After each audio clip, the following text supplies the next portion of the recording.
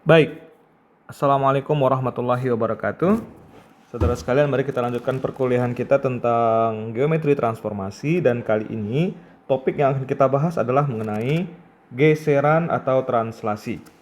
Rencananya ini akan disajikan dalam dua buah video. Yang pertama adalah video ini dan nanti ada lanjutannya. Semoga tetap sehat dan semangat ya untuk melanjutkan perkuliahan kita.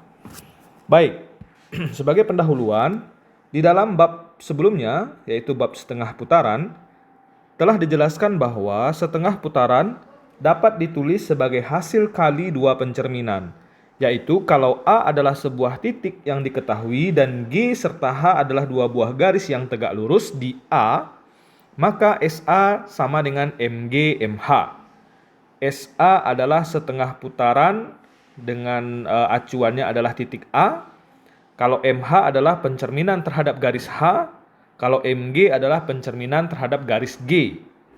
Setengah putaran di titik A, kalau titik A itu adalah titik perpotongan tegak lurus garis G dan H, maka SA sama dengan MG MH. Lalu dalam bab ini akan dibahas hasil kali dua pencerminan pada dua buah garis yang sejajar.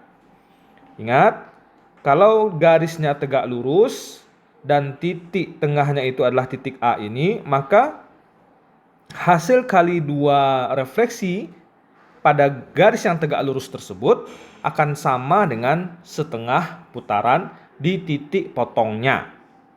Nah, sekarang bagaimana kalau dua buah garis itu sejajar? Yang ini ya, ketika dua buah garis itu sejajar. Nah, kalau dua buah garis itu sejajar bagaimana? Maka mari kita lihat seperti apa. Yang pertama akan ada beberapa teorema ya yang akan kita bahas. Namun sebelum itu, di dalam video ini ada 4 teorema dan nanti ada 4 teorema yang lainnya. Nah, kita masuk ke teorema yang pertama. Andaikan garis G dan garis H adalah dua garis yang sejajar, apabila ada dua titik, yaitu titik A dan titik B, maka panjang garis A aksen itu akan sama dengan garis B double aksen. Jadi garis A double aksen itu akan sama dengan garis B double aksen. Dengan syarat A double aksen itu adalah MHMG dari titik A. Lihat ya, MHMG berarti dia dicerminkan terhadap garis G terlebih dahulu, lalu dicerminkan lagi terhadap garis H. Lalu B double aksen itu adalah MHMG dari titik B. Jadi ini gimana? Ada garis G sejajar dengan garis H. Lalu ada dua buah titik sembarang, misalnya titik A dan titik B. Ya, misalnya ya di sini ada titik A. Lalu kita mencari A aksen. MGA itu berarti ini kan MGA yang ini. Berarti ini dicerminkan sampailah dia di sini. A aksen. Lalu hasilnya ini dicerminkan terhadap garis H. Berarti garis H-nya ini hasilnya dicerminkan. Nah, buat lagi sama panjang. Nah, disinilah dia A double aksen. Ini maksudnya. Begitu juga dengan sebuah titik B sembarang yang kita ambil. B double aksennya adalah hasil kali dua refleksi ini. Nah, bagaimana pembuktian dari teorema ini? Nah, lihat pembuktian berikut. Diketahui G sejajar dengan H. Titik A dan titik B mengakibatkan A double aksen MHMGA dan B double aksen MHMGB. Kita disuruh membuktikan ini. Bahwasanya A double aksen itu sama dengan B double aksen.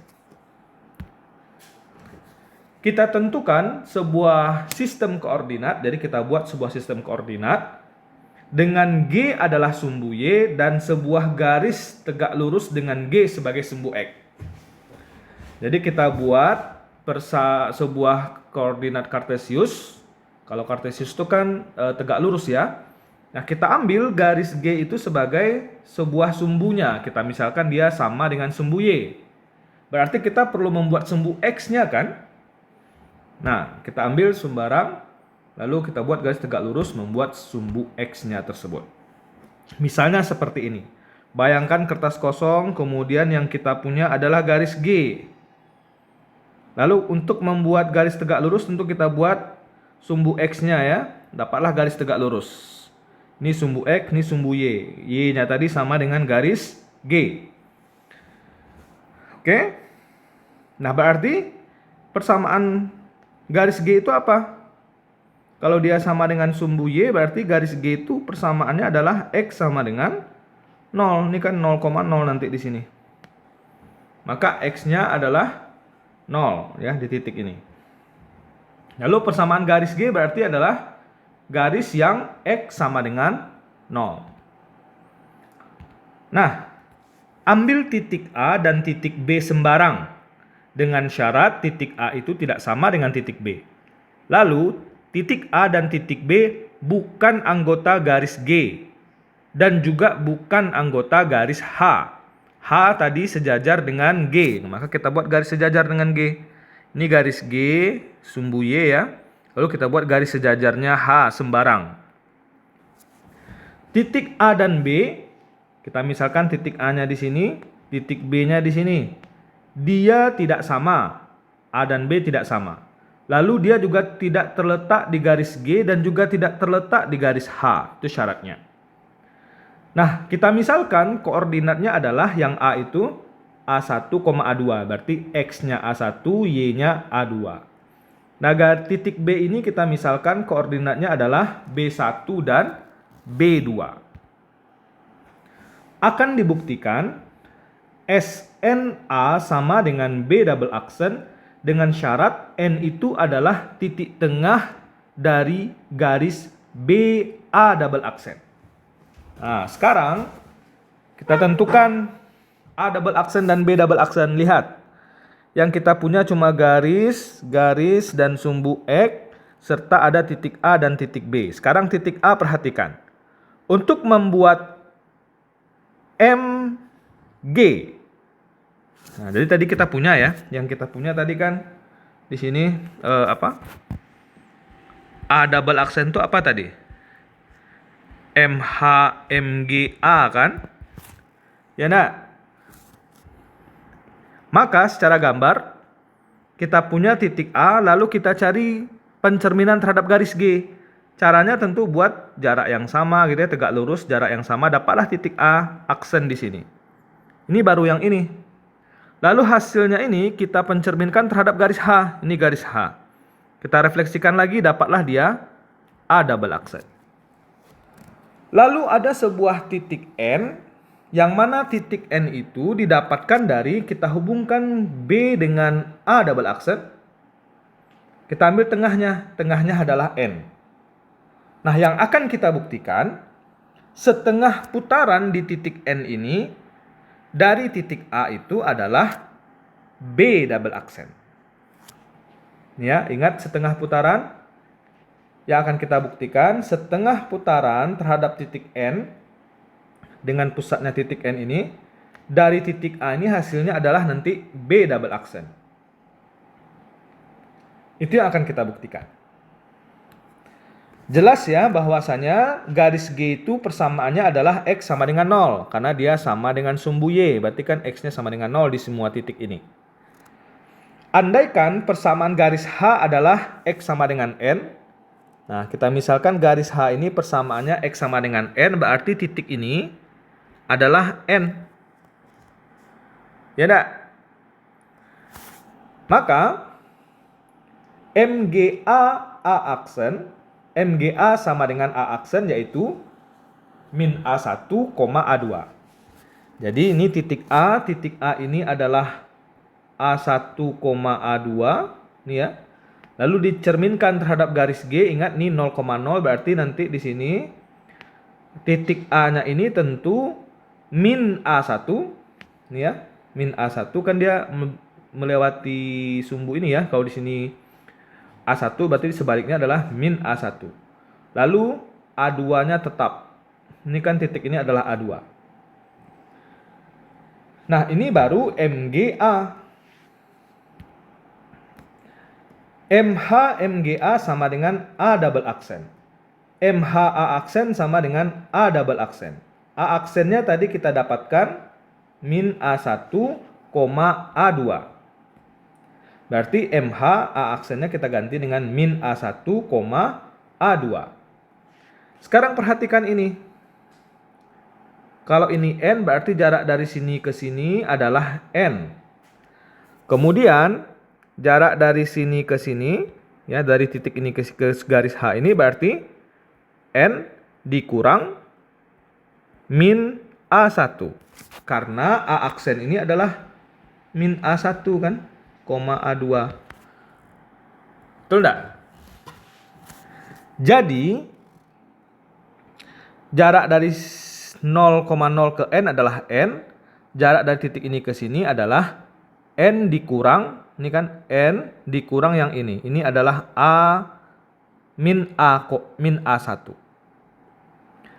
Maka untuk mencari titik A double aksen ini kita butuh jarak yang sama kan. Ini harus jaraknya sama. Maka jarak yang ini tentu N dikurang min A1 juga.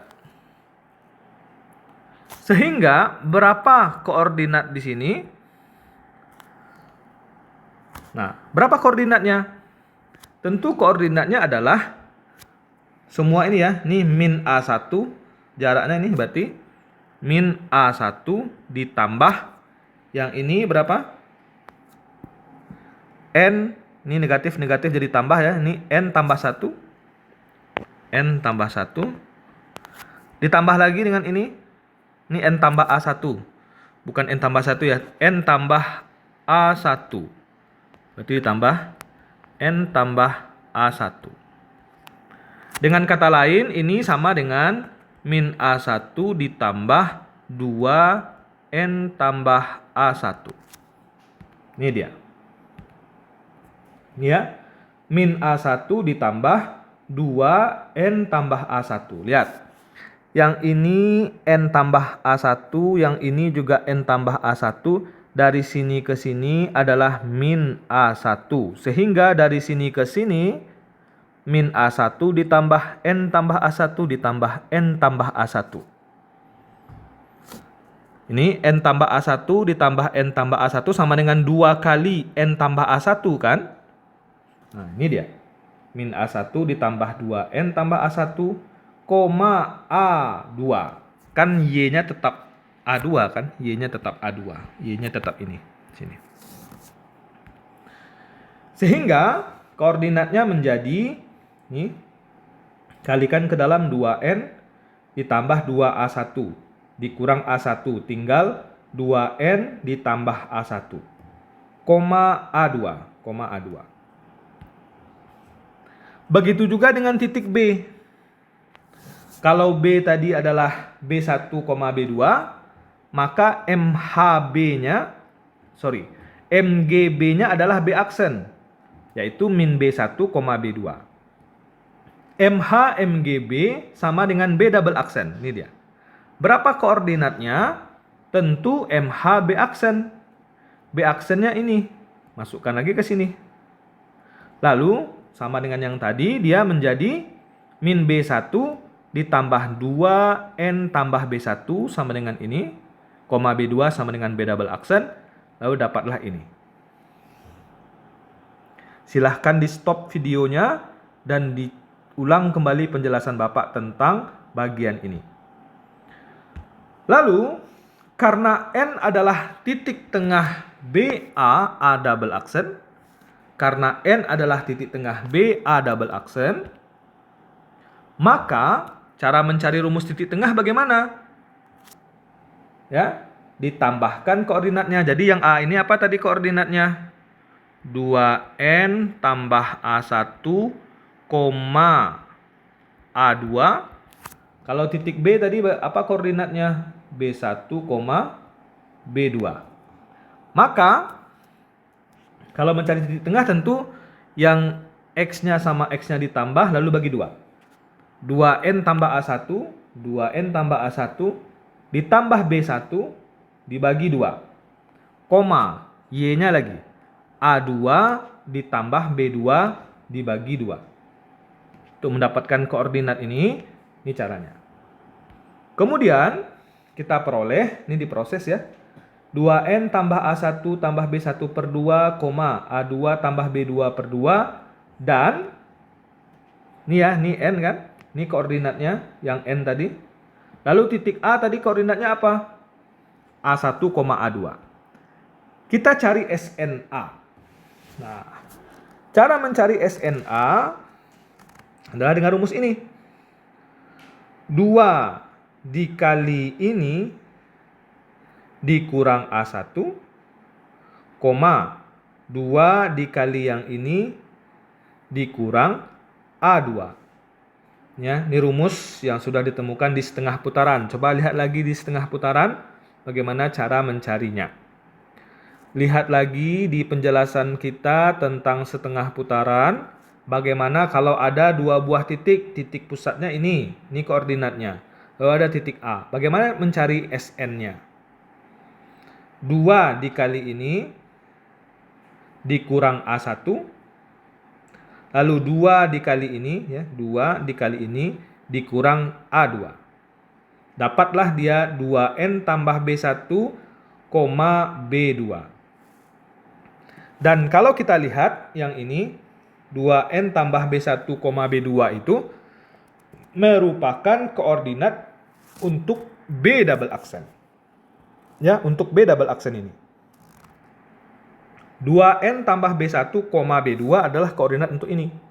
Sehingga terbukti bahwa SNA itu sama dengan B double aksen.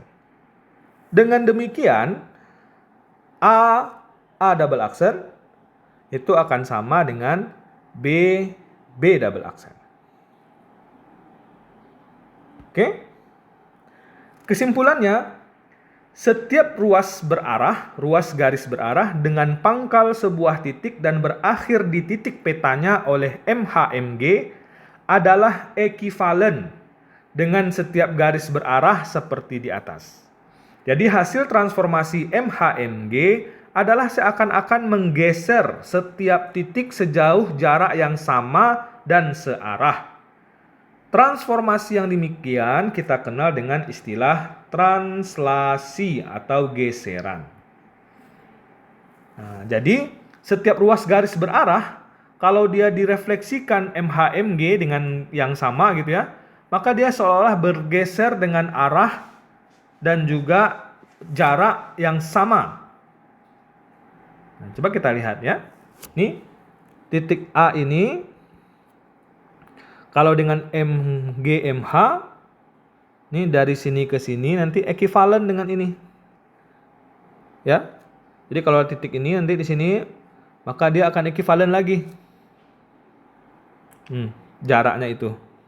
Ada titik sembarang lagi di sini, dia akan ekivalen panjangnya dan arahnya jika dia MHMG. Direfleksikan, hasil kali refleksi 2 garis yang sejajar. Itu dia kesimpulan untuk teorema yang pertama. Maka kita dapatkan definisi. Suatu padanan atau pemetaan G dinamakan suatu geseran apabila ada ruas garis berarah AB sehingga setiap titik P pada bidang menjadi P aksen dengan GP sama dengan P aksen dan garis P aksen itu ekivalen dengan garis AB. Ya. Setiap ruas garis berarah menentukan sebuah translasi. Kalau garis AB suatu garis berarah, maka dengan lambang GAB maksudnya adalah sebuah geseran yang sesuai dengan ruas garis AB. Jadi ini udah ada simbol baru ya yang kita perkenalkan.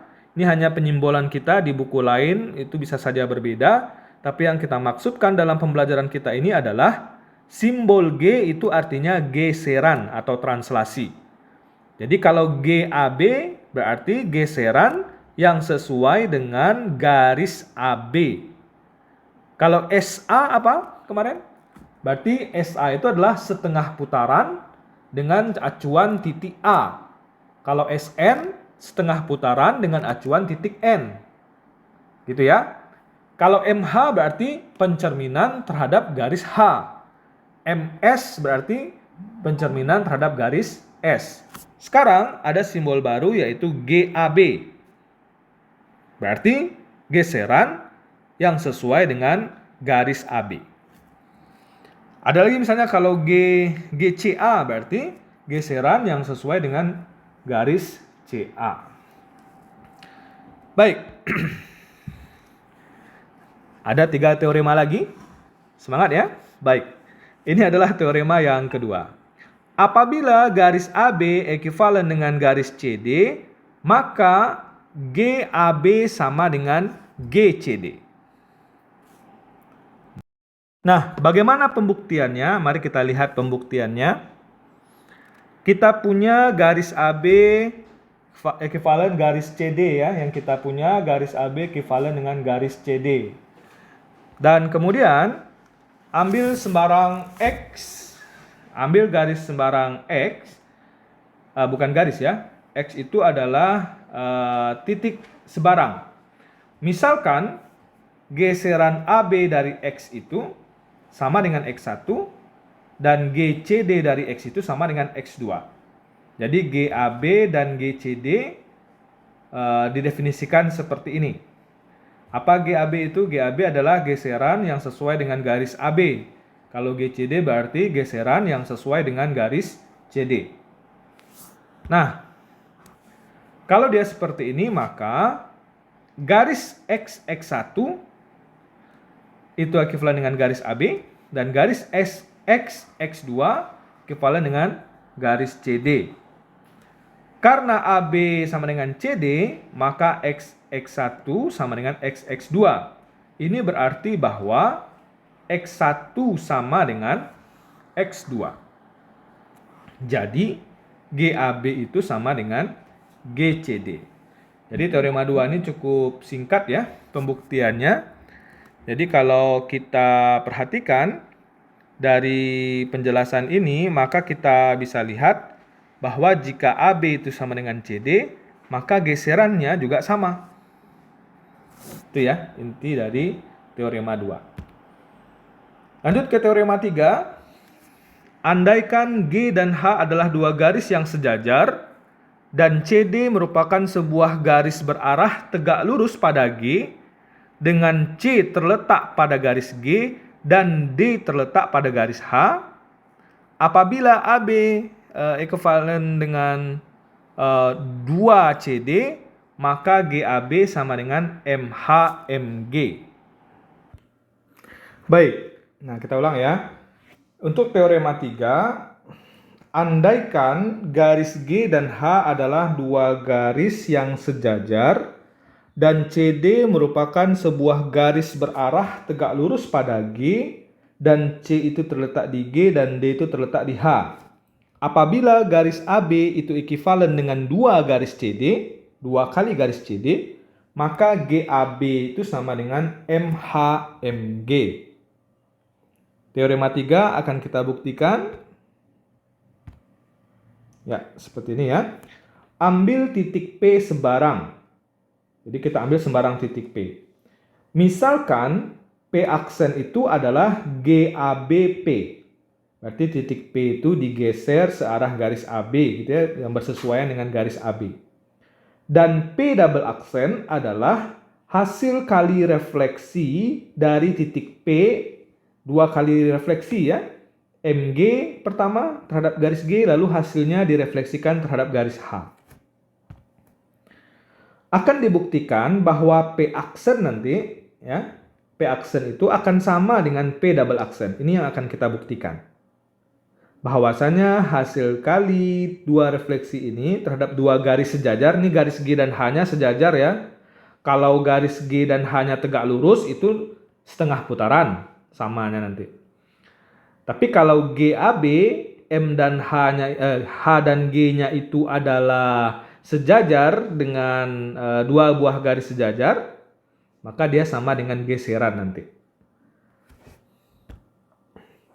Menurut definisi geseran, PP aksen itu akan ekivalen dengan garis AB. Ini definisi geseran ya, definisi translasi di slide yang sebelumnya. Lalu, karena AB itu ekivalen dengan 2 kali CD, maka PP aksen juga ekivalen dengan 2 kali CD. Karena C terletak pada garis G, maka MH-MGC sama dengan MH-MGC. Kalau C terletak pada garis G, maka refleksinya adalah C itu sendiri kan? Ya. Iya. Jadi MHC, karena MGC ini adalah C itu sendiri. Kenapa? Karena C-nya terletak di garis G, maka MG-nya adalah titik itu sendiri. Lalu MHC kita sama dengankan dengan C double aksen. Ini berarti D adalah titik tengah C double aksen. Jadi dari titik C sampai ke C double aksen, maka D adalah titik tengahnya sehingga C double aksen ekivalen dengan 2 kali CD. Jadi panjang dari garis C double aksen itu sama dengan 2 kali CD. Kenapa? Karena D adalah titik tengah. Jadi kalau di titik tengah kan 2 kali itu panjangnya. Oke. Berdasarkan teorema 1 tadi, kita peroleh bahwa C double aksen itu ekivalen atau sama dengan PP double aksen. Teorema 1 lihat tadi ya, yang sudah kita bahas pertama tadi. Jadi, C double aksen ekivalen dengan 2 CD, ekivalen dengan PP aksen, ekivalen dengan PP double aksen. Akibatnya, P aksen sama dengan PP double aksen. Jadi, GABP sama dengan MHMGP. Kenapa? Karena GABP ini adalah P aksen, yang ini adalah P double aksen. Kalau ini sama, tentu yang ini juga sama. Paham? Kalau belum, tolong di stop videonya dan diperhatikan langkah per langkahnya. Seperti itu ya. Karena titik P adalah titik sembarang, maka GAB itu berlaku umum. Jadi geseran itu sama dengan 2 kali refleksi jika garis G dan H-nya sejajar. Kalau garis G dan H-nya tegak lurus, maka itu setengah putaran, pelajaran kita yang sebelumnya. Nah, ada beberapa catatan, ada 3 catatan. Yang pertama, dari teorema di atas dapat disimpulkan bahwa setiap geseran GAB dapat ditulis sebagai hasil kali 2 refleksi pada 2 garis yang tegak lurus pada AB dan berjarak setengah AB. Garisnya itu adalah sejajar G dan H. Tapi 2 garis yang sejajar itu tegak lurus pada garis AB dan berjarak setengah dari garis AB tersebut. Itu catatan yang pertama. Yang kedua, jika AB merupakan sebuah garis dan M adalah titik tengah AB, sedangkan G, H, dan N adalah 3 garis yang masing-masing tegak lurus di A, di M, dan di B pada AB, maka GAB sama dengan MHMG sama dengan MNMH. Lihat gambar berikut ini. Jadi yang sejajar itu garis G, garis H.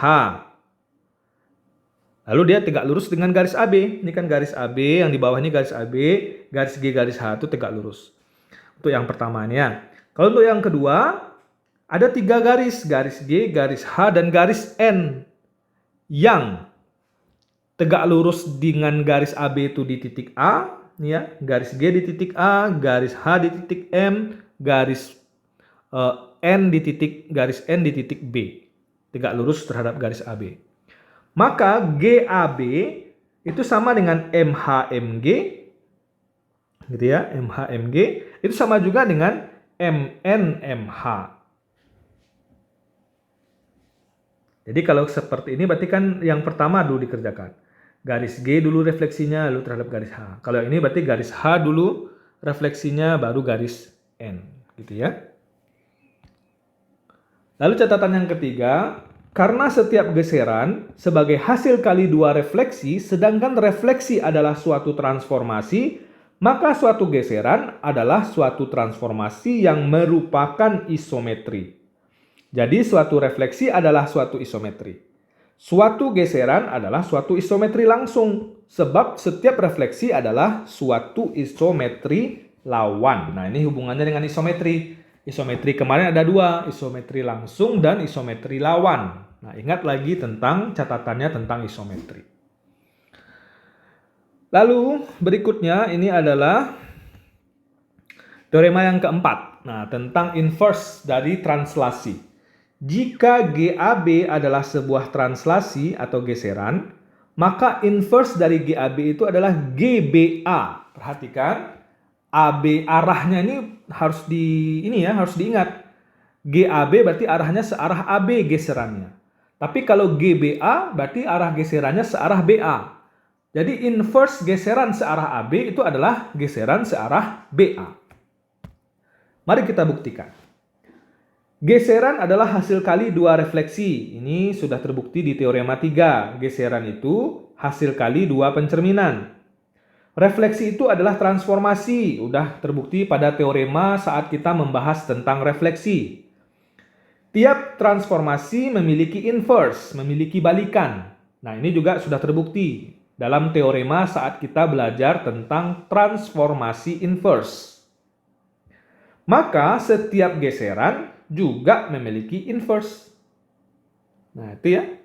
Geseran itu hasil kali dua refleksi. Refleksi itu transformasi. Setiap transformasi memiliki inverse. Maka geseran juga memiliki inverse. Perhatikan gambar berikut ini. Ini ada garis G sejajar H sejajar N pada garis AB. Ya, tegak lurus pada garis AB. Tegak lurus dengan garis AB. Kalau GAB untuk titik A, ya, GAB untuk titik A berarti MHMG untuk titik A. Ya kan? Lalu MHMGA. MGA karena A itu terletak di garis G, maka MGA itu adalah A itu sendiri. Lalu MHA berarti A ini dicerminkan terhadap garis H, tentu hasilnya adalah B kan? Berarti MHA adalah B. Sehingga GABA ini adalah titik B. Sekarang bagaimana dengan GBA? GAB tapi kita lihat garis N. Ya, kita ikutkan garis N. Maka GAB, ini lihat AB, perhatikan dari A ke B gitu ya, translasinya. Maka dia akan sama dengan MNMHA. Kalau GABA ya, berarti MH-nya dulu. Ada titik A, ini H-nya, maka MHA itu adalah titik B. Ini kan cerminnya garis H, ini titik A. Berarti MHA itu adalah titik B. MHA itu adalah titik B. Lalu MNB lagi berarti.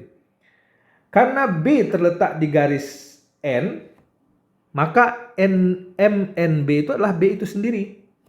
Sehingga kita dapatkan di sini GAB itu sama dengan MHMG sama dengan MNMH.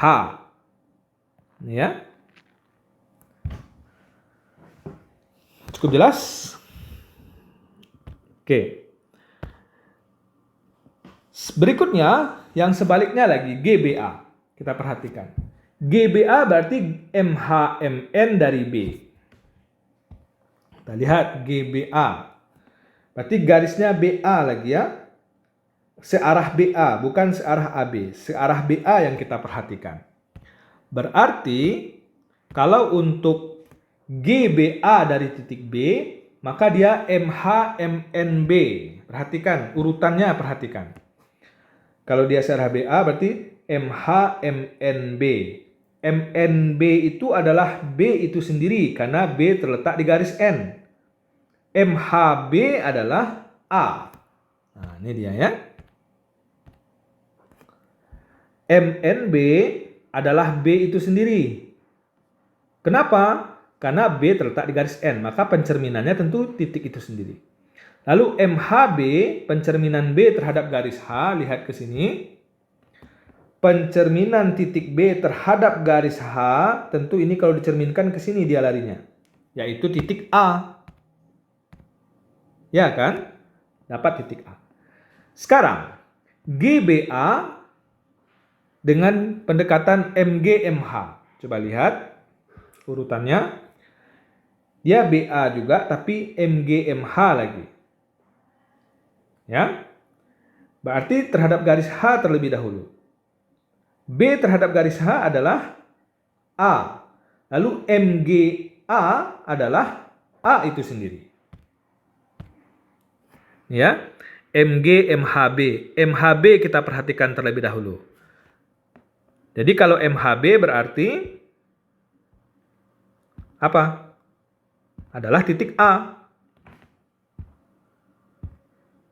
Ya. Ini B, ini H. MHB berarti adalah titik A. Ya kan? Nih, MHB adalah titik A. Lalu MGA mana? Kita lihat lagi. MGA, G di sini, A terletak di garis G. Berarti MGA adalah titik A itu sendiri. Jadi MGA adalah titik A itu sendiri. Maka kedua-duanya ini juga sama-sama A. Sehingga GBA itu sama dengan MHMNB, sama dengan MGMHB, atau kalau secara umum seperti ini. Sehingga inverse-nya bagaimana? GAB inverse itu sama dengan MNMH inverse. Kalau inverse kan dibalik urutannya. Berarti MH inverse dikali MN inverse. Inverse dari refleksi adalah refleksi itu sendiri. Maka MH inverse adalah MH, MN inverse adalah MN. Sehingga inverse-nya adalah ini. GBA. MHMN itu adalah GBA. Ya kan? MHMN adalah GBA. Nih. Jadi, inverse dari GAB adalah GBA. Oke, itu 4 teorema pertama tentang geseran dan translasi. Akan ada 4 teorema berikutnya di video yang selanjutnya. Untuk pertemuan kali ini, bahas terlebih dahulu pemahaman dan catatan saudara tentang 4 teorema ini. Terima kasih, sampai jumpa di video bagian kedua. Assalamualaikum warahmatullahi wabarakatuh.